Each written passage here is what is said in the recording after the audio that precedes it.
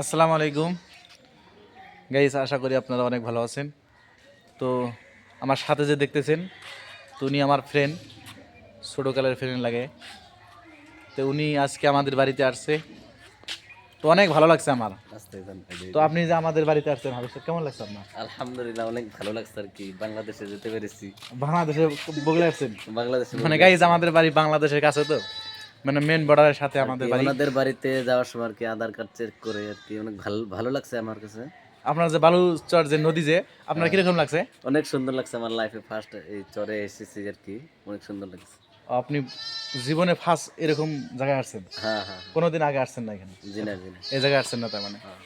আল্লাহ আর কি আনছে, অনেক সুন্দর ভালো হয়েছে আলহামদুলিল্লাহ।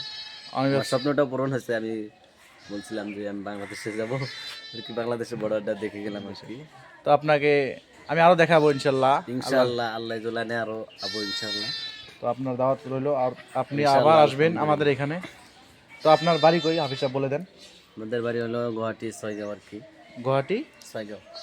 গাইস, গুয়াহাটি ওনার বাড়ি, আমার ফ্রেন্ডের বাড়ি গুয়াহাটি ছয়গাঁও বলে। তো আপনারা কে কে চেনেন গুয়াহাটি ছয়গাঁও, অবশ্যই কমেন্ট করবেন। ইনশাআল্লাহ লাইক দিলে ভিডিওটা লাইক শেয়ার করে দিবেন আর কমেন্ট করবেন কে কোথায় থেকে দেখছেন। গাইস, আমার ফ্রেন্ড দেখেন আমাকে কিরকম ভালোবাসে।